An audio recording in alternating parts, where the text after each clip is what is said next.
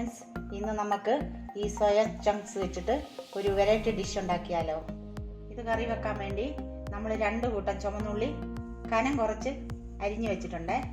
ഒരു കഷ്ണം ഇഞ്ചി, ഒരു 10 അല്ലി വെളുത്തുള്ളി ഞാൻ നീളത്തിൽ കീറി വെച്ചിട്ടുണ്ട്. ഒരു 4 പച്ചമുളക് നടുവെ പൊളന്ന് വെച്ചിട്ടുണ്ട്. ഒരു തക്കാളി അരിഞ്ഞു വെച്ചിട്ടുണ്ട്. കുറച്ച് കരിയാപ്പല, പിന്നെ കുറച്ച് തേങ്ങാക്കൊത്ത്. ഇത് ഉണ്ടാക്കാൻ വേണ്ടി ഞാനൊരു പാത്രം ഗ്യാസ് കത്തിച്ച് വെച്ചിട്ടുണ്ട്. ഇതിലേക്ക് നമ്മൾ കുറച്ച് വെളിച്ചെണ്ണ ഒഴിക്കുവാണേ.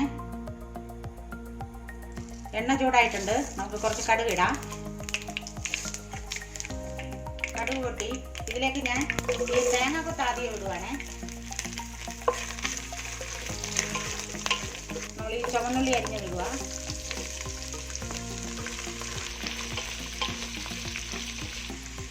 ഇതിലേക്ക് കുറച്ച് ഉപ്പ് ഇടുവാണേ.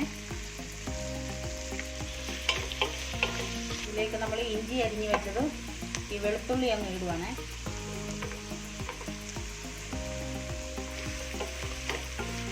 ഇതിലേക്ക് പച്ചമുളക് ഇടുവാണേ. കുറച്ച് കരിയാപ്പല, ഉള്ളി മുളകും എല്ലാം ഒന്ന് വഴന്നു വന്നിട്ടുണ്ട്. ഇതിലേക്ക് നമ്മൾ ഈ തക്കാളി അരിഞ്ഞത് ഇടുവാണേ. ഇതൊന്ന് വഴന്നു വന്നിട്ടുണ്ട്. ഇതിലേക്ക് നമുക്ക് പൊടികളൊക്കെ ഒന്ന് ചേർക്കാം. ഇതിലേക്ക് നമ്മൾ 1 സ്പൂൺ കാശ്മീരി മുളക് പൊടിയാണ് ചേർക്കുന്നത്. 1 ടീസ്പൂൺ മല്ലിപ്പൊടി, കുറച്ച് മഞ്ഞൾപ്പൊടി, കുറച്ച് ഗരം മസാലപ്പൊടി, കുരുമുളക് പൊടി 1 സ്പൂണ്. ഇതെല്ലാം കൂടെ ഇട്ട് നമുക്കൊന്ന് മൂപ്പിച്ചെടുക്കാം.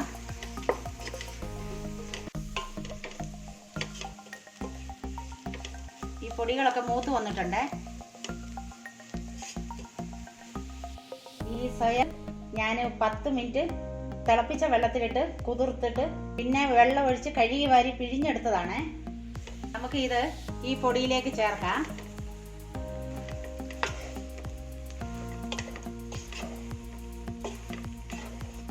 ഇത് പെരിഞ്ജീരകം ഞാൻ പൊടിച്ചു വെച്ചിരുന്നതാണ്. ഇത് നമ്മൾ ഇതിലേക്ക് ചേർക്കുവാണ്. ഇതിന് നമുക്ക് ആവശ്യത്തിന് ഉപ്പ് ചേർക്കാം.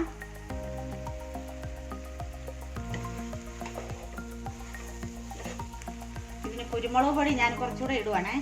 ഇതിന് മെയിനായിട്ട് വേണ്ടത് കുരുമുളകാണ്. ഇതിലേക്ക് നമുക്ക് ഒരു 1/2 ഗ്ലാസ് വെള്ളം ഒഴിക്കാവേ. ഇനി അടച്ചു വെച്ച് നമുക്കൊന്ന് വേവിച്ചെടുക്കാം. നമുക്ക് ഇതൊന്ന് തുറന്നു നോക്കാവേ. ഒന്ന് ഇളക്കിയിടാം.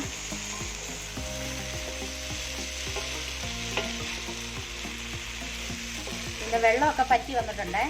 ഇത് നമുക്കൊന്ന് കുറച്ചുകൂടെ ഡ്രൈ ആകുന്നിടം വരെ ഇളക്കാം.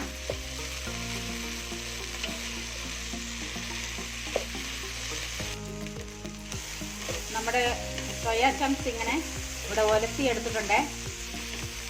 നല്ല വെള്ളമൊക്കെ പറ്റി നല്ല ഡ്രൈ ആയിട്ടുണ്ട്.